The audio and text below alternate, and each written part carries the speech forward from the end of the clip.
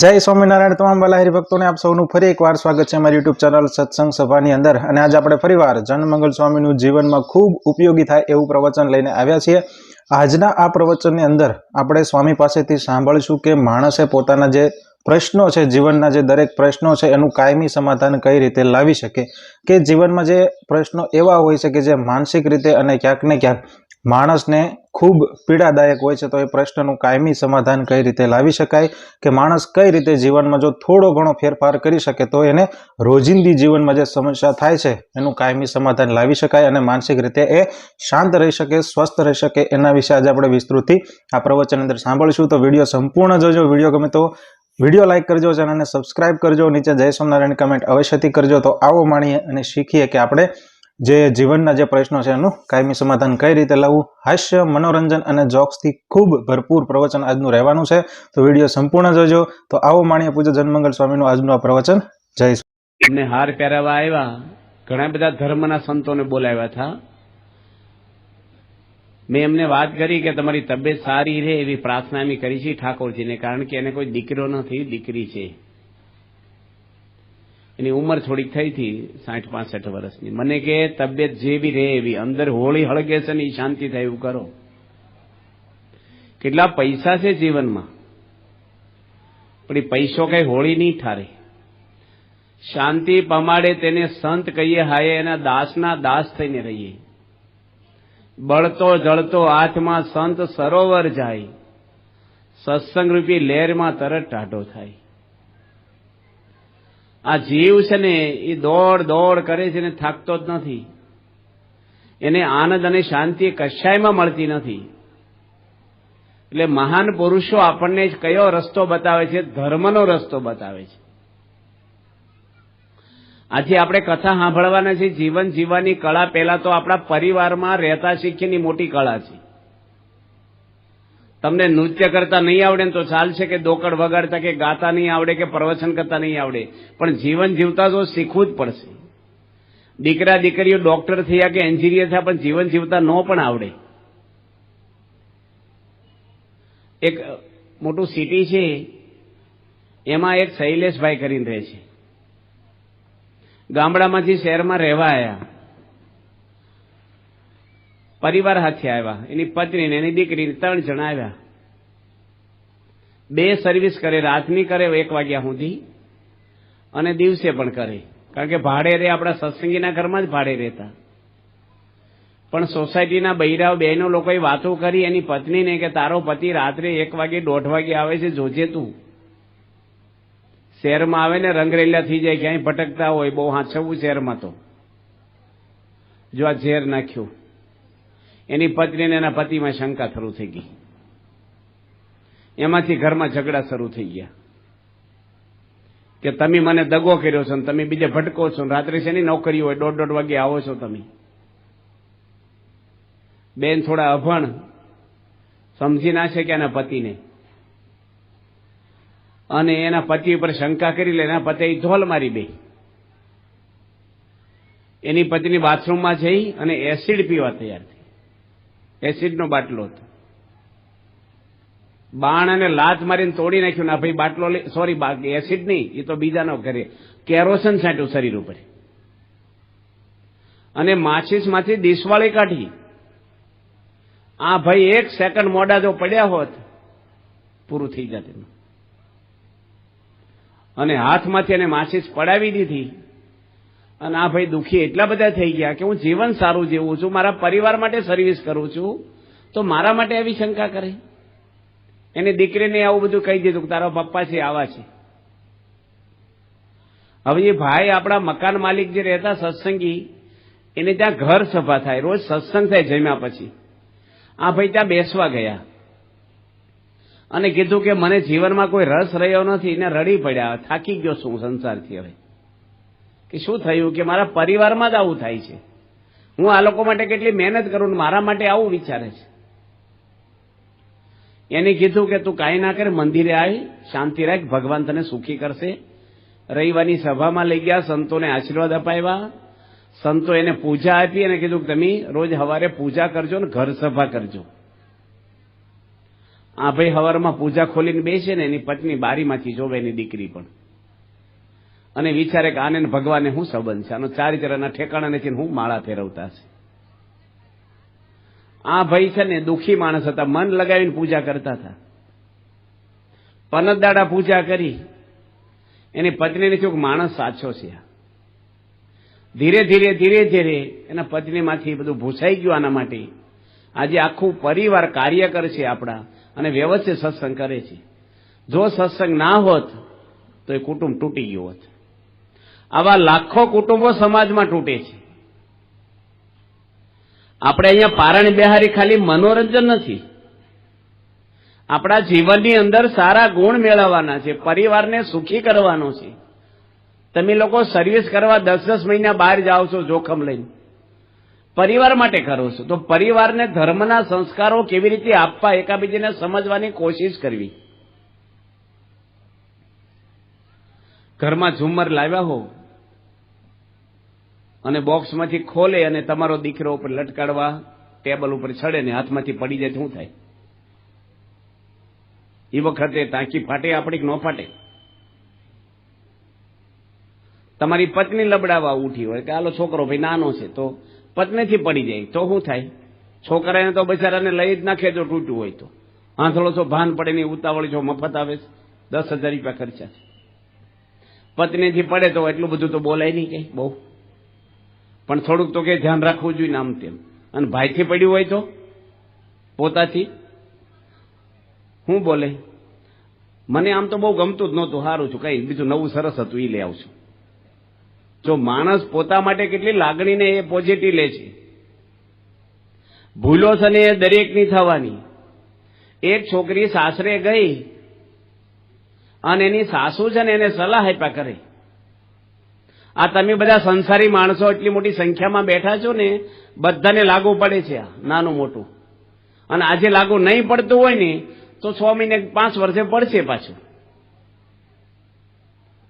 એ છોકરી સાસરે ગઈ ને એની સાસુ એને શિખામણી આપ્યા કરે. સાસુનો સ્વભાવ એવો, જૂના માણસો હોય ને એ બહુ કર્યા કરે અમુક માણસો. આ છોકરીને જરાય ગમે નહીં કે ટોક ટોક શું કરો છો? મને હું નાની છું, ખબર પડે છે મને, હું કરું છું વ્યવસ્થિત બધું. દરેક બાબતમાં નાની નાની બાતમાં શિખામણી આપ્યા કરે, મજા ન આવે. હવે એ છોકરી કંટાળી ગઈ સાસુથી અને વેકેશન આવ્યું ને એના પિયરમાં ગઈ. એની મમ્મીને ખબર પડી ગઈ મોઢાના હાવભાવ ઉપરથી કે મારી દીકરી સાસરે દુઃખી છે. બધી વાત કરી કે તને શું થાય છે, વાત કરી. કે મારી સાસુ મને ટોકણી બહુ કરે છે, ટોર્ચરિંગ કરે છે. છોકરીની મમ્મી કે મૂંઝાશ નહીં તું, હું તને છે ને સ્લો પોઈઝન આપું છું. તારી સાસુની થાળીમાં જમવા બેહે ને તારે રોજ થોડુંક નાખી દેવું દાળની વાટકીમાં, કારણ કે રોજ થોડું થોડું નાખજે, નકર પકડાઈ જાય ને. એ છોકરી બોલી એની મમ્મીને કે મને મારી સાસુને મારી નાખવાના વિચાર આવે છે, એ કે આવું ના કરી જેલના હરિયાગણમાં પડશે, દુઃખી થાય. હું તને સરસ રસ્તો બતાવું છું, આ સ્લો પ્રોવિઝન બરાબર છે. આપણે રોજ થોડું થોડું નાખીને 3 મહિનામાં પૂરી થઈ જશે અને ખબર નહીં પડે. અને એ તો બધો આયુર્વેદિક જાણકાર હતી આ છોકરીની મમ્મી. એક ડબલીમાં આપ્યો પાવડર અને એને કીધું કે જો 3 મહિના છે ને તું વ્યવસ્થિત રહેજે, જો સાસુ જોડે હેત નહીં રાખે ને તો સમાજમાં ખબર પડી જશે કે તે જ આવું કર્યું હશે. મમ્મી મમ્મી કરવું, પગે લાગવું, સારું જમાડવું, ઘરના બધા જોડે હસતો મોઢો રાખવું, કામ કરજે. 3 મહિના છે ને પછી તું સ્વતંત્ર છો, ચિંતા નહીં. અને રોજ નાખે પાવડર. અને 3 મહિનામાં તો આ છોકરીનો સ્વભાવ બદલાઈ ગયો ને એની હાહુ બદલાઈ ગયા. એ કે હું કેટલું બધું કહું છું પણ મારી છોકરીને હું તો બહુ હારી છું, મને ગરમ ગરમ ફૂલકા જમાડે, ચાનો કપ આપી જાય, પાણી આપી જાય, મારી કેટલી ધ્યાન રાખે છે, ઘર ચોખ્ખું રાખે. મારી ગેરસમજ હતી. આડોશી પાડોશીમાં સોસાયટીમાં વાતો કરે કે મારા દીકરાના પત્ની તો બહુ સારા છે, ગુણિયેલ છે, અને એ બધા એની છોકરીને કહેવા આવે તારી હાહુ તો બહુ વખાણ કરે છે. અને 3 મહિનામાં તો એકાબીજી વગેરે હાલે ને એવો મનમેળ થઈ ગયો. અને છોકરી મૂંઝાઈ ગઈ કે આને મેં સ્લો પોઈઝન આપ્યું છે, આ તો નો મરે તો સારું, હવે આ તો સારા છે, મારી ભૂલ હતી. એની સાસુ કે મારી ભૂલ હતી. પછી એના પિયરમાં ગઈ અને એની મમ્મીને વાત કરી કે આ તો બહુ ભારે થઈ ગયું કે છે, સાસુ મારા એકદમ બદલાઈ ગયા અને આ મરી જશે 3 મહિનામાં. તો કે મૂંઝાઈશ નહીં, મેં છે ને શક્તિનો પાવડર ખાલી આપ્યો છે ડબલીમાં, કાંઈ સોપલોજન નહોતું. આ છે ને એને પ્રકૃતિ બદલાઈ ગઈ. આપણે ઘણી વાર એવું હોય કે હું કહું એમ થાય, ભાઈ હામા વાળા કેમ કરો ને એકવાર તો એ પછી તમે કહો એમ કાયમ કરશે. 6 આ બાજુથી 6 વંશાય, સામેથી 9 વંશાય. બે તમે આ બાજુ ઉભા રહ્યો કે આ બાજુ ઉભા રહ્યો. તમે બે પેંડા ખાધા હોય ને પછી ચા પીવો ને તો મોળી લાગે. ચા મોળી નથી, પેંડા પેલા ખાઈ ગયા છે આપણે 2-3 ગળ્યા. પેન્સિલ તમે બોલો ને પાણીના પ્યાલામાં તો વાંકી લાગશે. અરે ઘણી વાર ટ્રેનમાં બેસીએ ને તો ટ્રેન બાજુવાળાને હાલી હોય ને તો આપણે લાગે આપણી ગાડી ઉપડી. જોયેલું ખોટું પડે છે. પરિવારની અંદર છે ને એ બધું જ ઘરમાં હશે, પણ જ્યાં સુધી સ્વભાવ હારો આપણો નહીં હોય, તમે આ એવું ન માનશો વડીલો બેઠા છે કે યુવાનો બેઠા છે, બધામાં રિપેરિંગ મારામાં છે. ભગવાનને ન ગમે, પરિવારને ન ગમે એવી કાંઈક પ્રકૃતિ આપણામાં હોય ને હોય. કોઈ કહે નહીં આપણને, કારણ કે કહે તો એનું જોખમ, બોલે તો નહીં. પણ ઘરમાં એવું થતું હોય કે આવું ના કરે તો સારું, અથવા એવું થતું હોય કે આવું કરે તો સારું. બોલી ના શકીએ આપણે, પણ સહન કરી લઈએ આપણે. એક બેન હતા ને એના પતિને વાત કરી કે આપણે બાજરો છે ને એ પાકી ગયો છે ખેતરમાં, પણ મજૂર મળતા નથી. પતિ બહુ ચિંતામાં કે હું ખાશું આપણે, આ બાજરો ચકલા ખાઈ જાય છે, મજૂર મળે નહીં, અને થોડીક ખેતી આપણી. એની પત્ની કે તમે મૂંઝાતા નહીં, હું છે ને વહેલી 3 વાગે ઉઠીશ, આખા ઘરની રસોઈ બનાવી દઉં. ઘરમાં દીકરા દીકરી ને પતિ પત્ની, અને આપણે ટિફિન લઈને જતા રહી, વહેલા 6 વાગે ખેતરે પહોંચી જઈ, અંજવાળું થાય, અને ડુંડા કાપી નાખી આખા ખેતરના સાંજ સુધીમાં 2 જણા, ભલે મજૂર ન મળે. રવિવારનો દિવસ હતો, છોકરા છોકરીને કહી રાખ્યું કે અહીં રમજો તમે ઘરમાં, અને અહીંયા પેલો કબાટમાં મૂકી રાખી છે પૂરી, સૂકી ભાજી, સુખડી બધું બનાવ્યું છે, તમે ખાજો ને ઘર હાંચવજો, અમે હાંજે આવશું. છોકરાઓ કે સારું, કઈ વાંધો નહીં. 1:30 વાગે ભાઈને કાંઈ જરૂર પડી કંઈક ભરવા, સામાન ભરવાની, એટલે ડુંડા ભરવાની. તે ઘરે આવ્યા, એના દીકરા દીકરીઓ ફળિયામાં ઢીલા થઈને બેઠેલા. એટલે કેમ ઢીલા કે અમે જમ્યા જ નથી. તો ત્યારે મમ્મી કહેતી છે ને બધું બનાવીને ગયા છે કે અમે કબાટ ખોલીએ ને તો હું અવાજ આવે છે મારી પાસે. પેલા એના પપ્પાએ ખોલ્યું તો મારી પાસે બિલાડો કરી ગયેલો. હું કરે, છોકરા બીવે નાના, આની જે ડંગોરો લઈને 2-3 ફટકારે ને બિલાડો ભાગ્યો. આ દષ્ટાન એટલા માટે આપ્યું છે કે એના ઘરમાં બધું હતું ખાવાનું. તમારા ઘરમાં સોફા હશે, એસી હશે, ગાડીઓ હશે, બેગ બેલેન્સ હશે, સોનાની ચેનો પહેરતા હશો, કે રસપુરી ખાતા હશો, પણ હું બિલાડો છે ને ઘરમાં, એ કોઈની શાંતિ નહીં લેવા દે. એક બ્રાહ્મણ હતા ને, ભિક્ષા માગવા ગયા. એટલે ભિક્ષા માગીને 12 ગામ જતા, પેલાના બ્રાહ્મણો માગવા નીકળતા, અત્યારે સર્વિસ કરે છે એવું નહોતું. એક ડોશીમાં 2 મણનો ઘાસનો માથા પર ભારો લઈ અને સામા મળ્યા માજી કે ગોરદાદા અમારે ઘરે ગયા હતા, કે ગયો છો ને, કે અધિક મહિનો હાલે છે, કાંઈ આપ્યું છોકરાને હોવે કે ના પાડી, કે હું કીધું કે અમારે નથી દેવું. ના છે નહીં પાડે કે છે, હાલો ભારો લઈ લો, તે હાલો મારે ઘરે. ગોરદાદાને એમ કે બિચારા ચોખાનો કટ્ટો આપી દેશે મોટો. તે 2 મણનો ભારો લીધો, 1.5 કિલોમીટર આખું ગામ એનું. તે ગોરદાદા ઘરે આવ્યા ને, અને ફળિયામાંથી માછી બોલ્યા, ક્યાં ગઈ છોકરાની પત્ની, ક્યાં રહી? કે ગોરદાદાને કઈ આપ્યું છું? કે કાંઈ નથી આપ્યું. તે ના પાડી, કે મેં ના પાડી. આજકાલની આવેલી ના છે નહીં પાડી, કે તું તારા ઘરે જ લઈને આવી છો, ના પાડો તો હું ના પાડું, તું છે ને ના પડે. ગોરદાદા નથી દેવું, જાવ કે. હું છે ને બિલાડો બધાને નડે છે, કોઈ પણ વ્યક્તિને નડે છે, મોટા રાષ્ટ્ર પ્રમુખોને નડે છે. અત્યારે આ બધા સંસ્કારો પરિવારમાં દેવાને પહેલા આપણે ઓગળી જવું પડે. બીએપીએસ સંસ્થા માટે પ્રમુખ સ્વામી ઓગળી ગયા છે. કેટલું સહન કર્યું છે. સ્વામી બાપાએ કોઈ ખુલાસો કર્યો નથી કોઈ વાતનો. આપણા તો મનમાં એમ થાય કે હું ખુલાસા કરું. ગુજરાતી સમાજ અમેરિકામાં ઘણો બધો છે. 11 વર્ષના છોકરાને એના મમ્મી પપ્પાએ બેસાડ્યો અને વાત કરી કે તું મોટો થઈને લગ્ન કરીને અમને ભેગા રાખીશ ને. 11 વર્ષનો છોકરો બોલ્યો કે અત્યારથી પ્રોમિસ ના આપું, લગ્ન કર્યા પછી મારી વાઈફને પૂછવું પડે મારે કે આ લોકોને રાખવા છે કે નથી રાખવા જોડે. કેવા માઇન્ડ છે જુઓ. હમણાં જ મુંબઈમાં થોડો સમય થયો 11 વર્ષના છોકરાએ 14 વર્ષની છોકરીને હળગાવી દીધી સ્કૂલમાં જ. ક્યાં માણસ પોગે છે અત્યારે. હાવ નાનપણમાં માણસોના ચારિત્ર બગડવા માંડ્યા છે. ગમે તેટલી સગવડ હશે ને દુનિયાભરની, પણ માણસ સુખી ન થાય જ્યાં સુધી મન માણસનું પવિત્ર નથી, વિચારો પવિત્ર નથી, આચરણ પવિત્ર નથી, ત્યાં સુધી માણસના જીવનમાં કાંઈ દુઃખ ને પ્રશ્ન સિવાય નહીં આવે કોઈ પણ વ્યક્તિને. કાલે આપણે ઘણા બધાની વાતો કરી છે. જીવનની અંદર આપણે સારા છોકરાની ઈચ્છા રાખી. એક ભાઈ મળ્યા ને એ કે અમારા જમાઈ બહુ સારા છે, અમારી દીકરી કે એમ જ કરે. પણ મારો દીકરો છે ને બહુ ઘેલો થઈ ગયો, એની બૈરી કે એમ જ કરે છે. તારી કોકનો દીકરો નથી જમાઈ તમારો? દીકરો શ્રવણ થવો જોઈએ, જમાઈ શ્રવણ ન થવા જોઈએ. દીકરો શ્રવણ થાય, મા બાપની સેવા કરે બરાબર, પણ જમાઈ તો અલગ થઈ જવો જોઈએ દીકરીને લઈને. સહન કરવાનું, બધાને થોડું થોડું નમી દેવાનું. કોઈ પણ જગ્યાએ ગયા આપણે, એક ભાઈને એના છોકરાએ રિઝલ્ટ દેખાડ્યું સ્કૂલનું. હજી ઓફિસથી આવ્યા ને નાનો છોકરો હોય ને દોડા રિઝલ્ટ લઈને બાણામાં જ પહોંચી ગયો, પપ્પા જોવો રિઝલ્ટ મારું. હજી એના પપ્પા બૂટ કાઢે છે અને માણસ પહેલું શું જોવે, કેટલા ટકા આવ્યા એ જ જોવે કાગળમાં. 55% લાવ્યો, 2-3 ઝોલ મારી દીધી.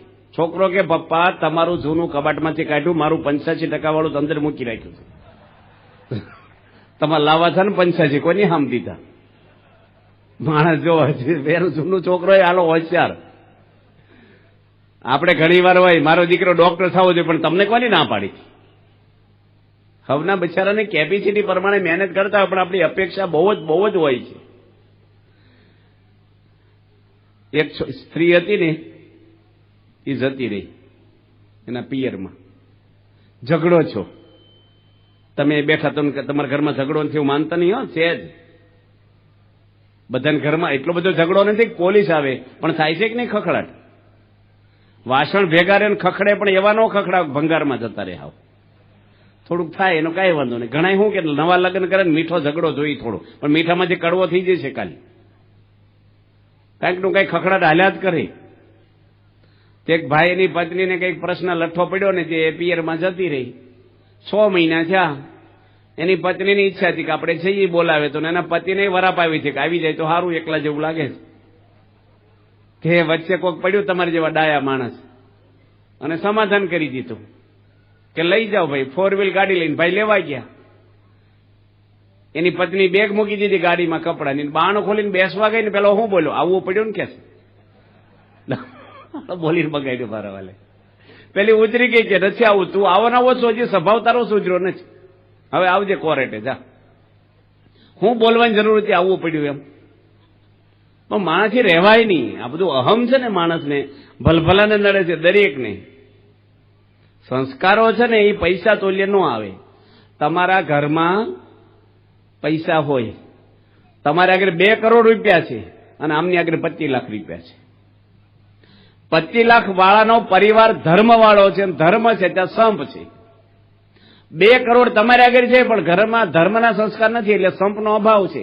કોનો પરિવાર સુખી થશે? જો પૈસા વાળાનો, ધર્મ વાળાનો? તો શેને પ્રાયોરિટી આપવી જોઈએ જીવનની અંદર? નકરાય પૈસા જીવન નથી. ભલે તમારે આમાં ડોલરમાં પગાર કમાતા હો, મા બાપને ક્યારેય ભૂલવા નહીં. ક્યારેય ગમે તેવા માવતર છે આપણા, રામાયણમાંથી શીખો. રામ ભગવાન દશરથના વચને નીકળી ગયા જંગલમાં, એક દલીલ કરી નથી કે પતિ વરદાન દીધા તાર મને પૂછ્યું તું? તમારે બેના પ્રશ્ન તમે હું કેમ જંગલમાં જાય ભાઈ? એક દલીલ કરી નહીં. આપણે બોલાય નહીં દશરથ રાજાનું, ધર્મવાળા હતા બિચારા. બાકી હવે વરદાન ગયા ફોગ, ભાઈ નથી મારે વરદાન પાડવા, જાને કઈ કે ભલે હું નરકમાં જાઉં.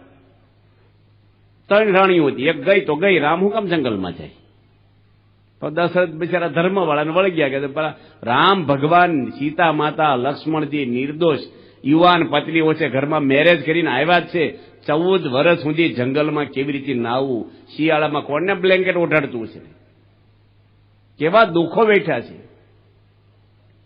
રામચંદ્ર ભગવાન બેઠા છે ને સીતા લક્ષ્મણજી દૂર બેઠા, રામને સીતા વાતો કરે છે. અવળું ફરીને બહેન દૂર બેહે, પતિ પત્ની છે, સુખ દુઃખની વાતો કરે, પડખે ના બેહાય. તમારો દીકરો હોય ને એનો સાળો આવ્યો રૂમમાં વાતો કરતા હોય ને તો દાદાને ત્યાં બેહવા ના જવાય ખુરશી નાખી કે હું વાતો કરો છો ભાઈ, તમારે શું છે, હાળા બનેવી જે વાતો કરે, આપણે શું છે. પાછા હું કે બંધ કેમ થઈ ગયા બોલતા, તમને નથી સાંભળવાનું મેટર. આપણે જરૂર શું છે, આ હું તમને વડીલોને પછી સેવા કરવાની કહીશ, પણ વડીલોને કહું છું કે તમારા કપડાં ધોવાઈ જાય છે ઘરમાં, તમને જમવાની ડીશ મળી જાય છે, તમારે દવા છોકરો કરાવી દે છે, ડોક્ટર બોલાવે છે, પથારી થઈ જાય તમારી, દુઃખ છે ને તમને કે ઘરમાં મારું કોઈ હવે પૂછતું નથી મને. ભાઈ તમને 60 વર્ષ પૂછ્યો, બીજાને પૂછે. હવે હું કામ અપેક્ષા રાખવી આપણે. મહાન પુરુષો એવું કે છે 40 વર્ષ સુધી છે ને તમારે જે ભાવે ખાવાનું ઘરમાં હોય એ પ્રમાણે, ભાવતું ઘણું હોય, હોવું જોઈએ ને પાછું આપણે ઘરમાં હોય એ ભાવે ખાવાનું 40 વર્ષ સુધી, અને પછી છે ને 40 થી 60 વર્ષ સુધી ભાવે નહીં ખાવાનું, પછી એ ખાવાનું. નડ્યા કરે, પછી જે તે ખાખા કરે ને દવા લાવો, પછી મને આ હળેકમ થઈ ગયું, ઢીકડું થયું. શેના માટે તમે ટાઢું પાણી પીવું ના કરો છો, અમુક વસ્તુ ખવાય નહીં. 60 વર્ષ સુધી છે ને પછી ખાવાનું, અને 60 વર્ષ પછી છે ને આપે ખાવાનું. તમને પચે કે ના પચે, જે આપે જમી લેવું, કસકસ ન કરવું. પછી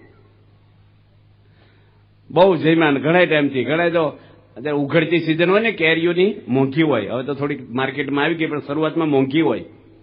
જે પહેલી વાર કેરી લાવે એટલે બહુ કંટ્રોલમાં લાવ્યા હોય. રસ કાઢ્યા હોય ને, વડીલ હોય ને ઘરના આગેવાની, મોટો વાટક્યો ભરી લે. પછી હું કે બધા થોડો થોડો લઈ લો, હવે એમ હંપરે બધાને દેવો પડે. તમારે મારે નથી ખાવો એમ કહેવાય. ગરમ ગરમ રોટલી આપો તમારી દીકરીને, પત્નીને, તમારા દાદાને, તમે જમો. ગરમ ભજીયા તમે જમો, નકર હું જમીશ જ નહીં, તમારે લેવા જ પડશે. તમે જમશો ને મને આનંદ આવશે. પેલાનું હૈયું ભરાઈ જાય, ભાવથી કયો તો, પ્રેમથી કયો તો. અમારા અમુક ગામમાં દાદા છોકરાની ચોકલેટો ખાઈ જાય, એ કઈ રીત છે? છોકરાને બચારાનું હવે હું દાદાને પગે લાગુ કરવું, આવું બધું કરે. અમુક સ્વભાવ હોય ને, સ્વભાવ બહુ ખરાબ છે માણસના. માણસો બધા સારા છે પણ સ્વભાવ ખરાબ છે. અને તમારે છે ને બધા બેઠા છો ને નીચે યુવાનો, મા બાપની હાય લેતા નહીં. સ્વામિનારાયણ ભગવાને કાર્યાણીના બીજા વચનાથમાં લખ્યું, મા બાપને દુઃખ થાય ને આપણી બુદ્ધિ સ્થાપિત થઈ જાય. ભલે તમે પૈસા કમાતા છો, તમે સીપમાં જાઓ, પરદેશ જાઓ, પૈસા લાવો, બરાબર છે, પણ તમને 20 વર્ષ સુધી આ મા બાપે મજૂરી કરીને મોટા કર્યા છે. તમે સડ્ડીમાં સંડાસ કરી દેતા ને તમારી મમ્મી ધોતી, રાત્રે જાગતા. કેટલા નાનપણમાંથી પાલન કર્યું છે તમને. એ સાસ ખાઈને તમને દૂધ આપે. બસમાં બેઠા હોય ને, તડકો આવે તો પાલવનો છેડો છોકરાને ઢાંકી દે. અમદાવાદની અંદર એક વિસ્તાર છે ડાળે લીમડા, મંજુલાબેન એક રહે છે, એના દીકરા નામ છે રાજેશ.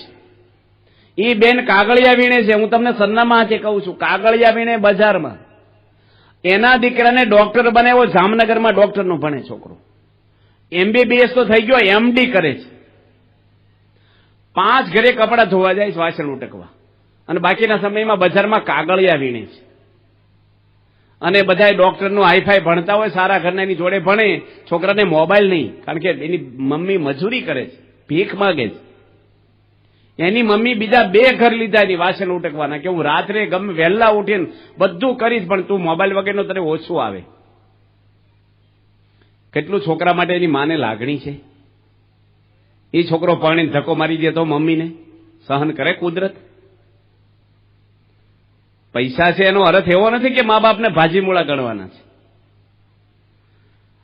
એક ડોક્ટર છે, અને આ બધા પ્રસંગો છે ને, હું નામ નથી એટલા માટે કહેતો કે અહીં વિડીયો ચાલુ રેકોર્ડિંગ, નકર બધાના નામ હમણાં દેવા માંડું.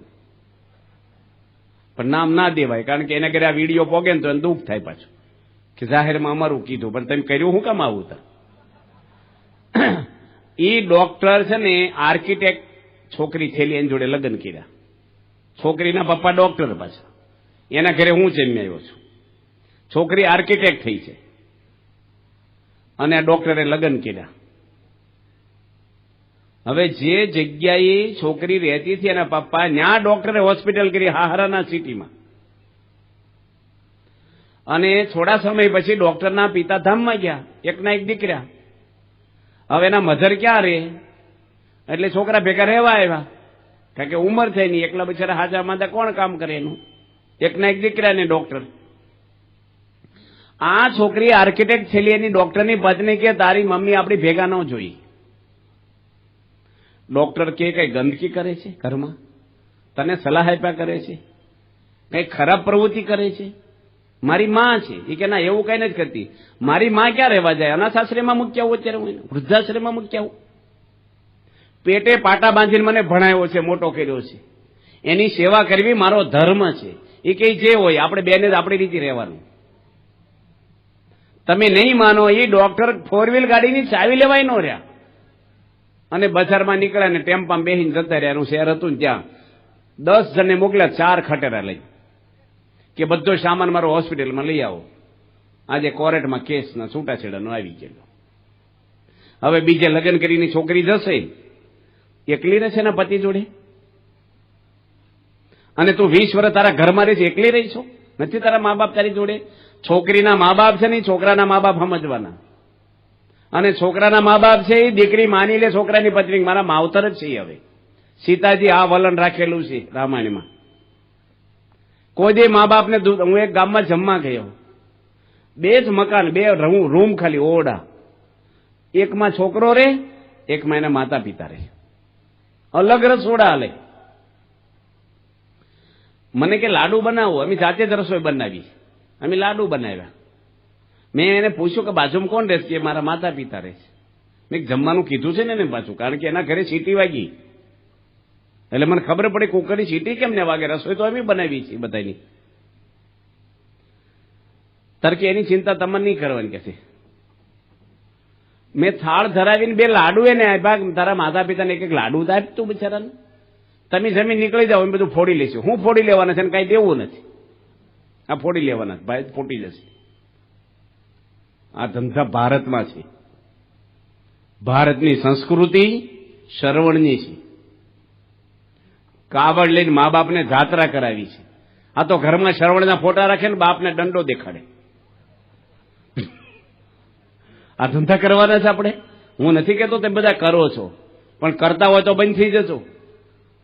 તમારી પત્નીને પ્રેમ આપવાનો હાંસવારી છે. કોકના ઘરની દીકરી ઘરમાં આવી છે એનો અર્થ એવો નહીં કે મા બાપને સાઈડ ઉપર કરી નાખવાના. બધાને આદર આપવાનો ઘરમાં. મા બાપને સમજવું કે કોકના ઘરની દીકરી છે, મારી દીકરી છે, યુવાન દીકરી હોય, મોડી ઉઠે, થોડી મોજ શોખ કરે, એની ઉંમર છે, થોડું હાઈફાઈ જીવન જીવે તો આપણે સહન કરવું, પૂછીને કરીએ આપણે, શું ફેર પડવાનો છે આપણને. અને છોકરીને સમજવું જોઈએ કે હવે છોકરાના મા બાપ મારા માતા પિતા છે, વડીલો છે, બિચારા મારા પતિને એની મોટો કર્યો છે, એનું ઋણ છે, તો મારે એની સેવા કરવી જોઈએ, મારો ધર્મ છે. આ રીતે જો જીવન આપણે પરિવારમાં જીવી તો પ્રશ્ન બહુ ઓછા આવી જાય, ટેન્શન ઓછું થઈ જાય તમને. એકાબીજીને પ્રમુખ સ્વામી કહે છે સમજવાની કોશિશ કરવી, એકાબીજીને અનુકૂળ થવું, નમી દેવું. આપણે ભૂલ એકાબીજીની હોય તો આપણે માફી માંગી લેવી જોઈએ. પણ આપણે ગમે તે કર્યા કરીએ, મજા નહીં આવે જીવનમાં. તમને પ્રશ્ન આવ્યા જ કરવાના, તમે એક સોલ્વ કરશો ને બીજો આવશે. પ્રશ્ન કોઈ એવો પ્રશ્ન નથી એક ઘર બાકી. આ છે ને ઝીણો તાવ છે, તમને શાંતિ ન લેવા દે. થોડી થોડી વાર મજા મારી જાય આપણી મન. આ દુનિયામાં બધા પરિવારમાં કાંઈક નો કાંઈક આ પ્રશ્ન છે ને, આખા વિશ્વ ઉપર પ્રશ્ન છે આ. અને વધારે તમને બાજુવાળાનું ટેન્શન નહીં હોય, પરિવારનું ટેન્શન હશે, અને પરિવારને તમારું ટેન્શન હશે. તમને એમ થાય ઘરના સમજતા છે, એ લોકો એમ કે આ સમજતા નથી. હવે પતિ પત્ની જીભાજોડી કરી આ કિશોરોને બાળકોના મન ઉપર અસર કેટલી થાય. આજે મેં એક ભાઈને બોલાવ્યા હતા 20 કિલોમીટર દૂરથી. મને ખબર પડી કે જુગાર રમે છે. મેં ફોન કર્યો, મારથી આવે એમ નહોતા, એના હાઢુને ફોન કર્યો અને વાયા ક્યાંયથી નંબર લઈને બોલાવ્યો આગ્રહ કરીને, અને 1 કલાક બેઠો એની જોડે. આજુ નીચેની આરતી કરવા ન ગયો નીલકંઠ પણ નહીં. મેં જુગાર શેના માટે રમેશ? તું લખ્યું કોઈ શાસ્ત્રમાં? પાંડવો જુગાર રમ્યા. એક ભાઈ મુંબઈમાં જુગાર રમી આવ્યા અને બધું હારી ગયા. કોઈ જુગારી આ પૃથ્વી પર સુખી છો એટલા હો. એક માણસ તમે બોલો હાલો સભામાં કે આ જુગાર રમીને સુખી થઈ ગયો. હાથે પગે થઈ જાય. અને જુગારમાં પૈસા હારે ને એટલે ટેન્શનમાં દારૂ પીવે, એનું રોકડું પતન છે. એ ભાઈ જુગાર રમીને બધું હારી ગયા અને એની પત્નીના ઘરેણા લેવા આવ્યો પાછો. તેની પત્ની રસોઈ કરતી કહેતી કે મારો કબાટ કેમ વીખે છે આ રૂમમાંથી? કે શું લેવું છે? કે દાગીના તારા? કે શું કરવા? કે જુગાર રમવા જવું છે. જુગાર રમાતો હશે કે પાંડવેરીમાં થાય પાછું પાંડવો આન ધરી જાય પાંડવેરીમાં. તે પેલી શું બોલે કે પાંડવો નહોતા રીમાં? પેલી ગેસ બંધ કર્યો અને કે બેહો થોડી વાર. નવી સાડી પહેરી અને હરખું મેકઅપ કરીને એની ચંપલ પહેર્યા. એનો પતિ કે ક્યાં જાશો? કે બીજા 4 પતિ હોધવા. કે ક્યાં? કે દ્રૌપદી 5 નહોતા રાખતી? તે પેલો સારો મનો બેહી ગયો ઘરમાં. આ બધા શાસ્ત્રો લગાવી જાત છે પાછા. પરિવારમાં છે ને બધાને હાચવવાનું છે. શાસ્ત્રમાં લખ્યું છે કે જો માણસ છોકરાનું ચારિત્ર બગડે ને એની માનો દોષ છે. છોકરો કેમ ચારિત્ર બગડનો થાય છે? એના મમ્મીનો વાંક છે આ. કારણ કે છોકરો નાનો હોય ને વધારે એની મમ્મી જોડે રહેતો હોય. મકાનને પાયો કોન્ક્રીટ હોય ને પડે નહીં પછી વાવાઝોડામાં મકાન આપણું. પાયો મજબૂત જોઈએ. તો જોઈને હરિભક્તો, આજના આ પ્રવચનની અંદર આપણે જનમંગલ સ્વામી પાસેથી શીખ્યા કે માણસે પોતાના જીવનના જે પ્રશ્નો છે એનું સમાધાન જો થોડો ઘણો જીવનમાં ફેરફાર કરે, થોડું ઘણું સહન કરે, થોડું ઘણું જતું કરે તો 80 થી 90% જે પ્રશ્નો છે એનું સમાધાન ત્યાં ને ત્યાં જ મળી રહે, જેથી માનસિક રીતે માણસ સ્વસ્થ રહી શકે, શાંત રહી શકે અને સ્વસ્થ અને માનસિક રીતે શાંત વ્યક્તિ દરેક જગ્યાએ સફળ થાય છે. તો એ બધી વાત આજે આપણે પ્રવચન અંદર શીખ્યા અને ખાસ સાથે જે જીવનમાં ભક્તિનું જે મહત્વ છે કે માણસે જો માનસિક રીતે શાંતિ જોતી હોય તો ભક્તિ અનિવાર્ય છે. પોતાના જે જીવનમાં છે એ ગુરુ બનાવીને પણ ગુરુના માર્ગદર્શન હેઠળ પોતાના જીવનને સરળ બનાવી શકે છે. એના વિશે આજે આપણે વિસ્તૃતથી આ પ્રવચન અંદર શીખ્યા. તો આવા જ પ્રવચનો જોવા માટે અમારી ચેનલને જરૂરથી સબસ્ક્રાઇબ કરો, વિડીયો લાઇક કરો, વિડીયો શેર કરો અને નીચે જય સોમનારાયણની કમેન્ટ અવશ્યથી કરો. તો આવો મળીએ નવા જ પ્રવચન સાથે, નવી જ માહિતી અને જીવનમાં ખૂબ ઉપયોગી થાય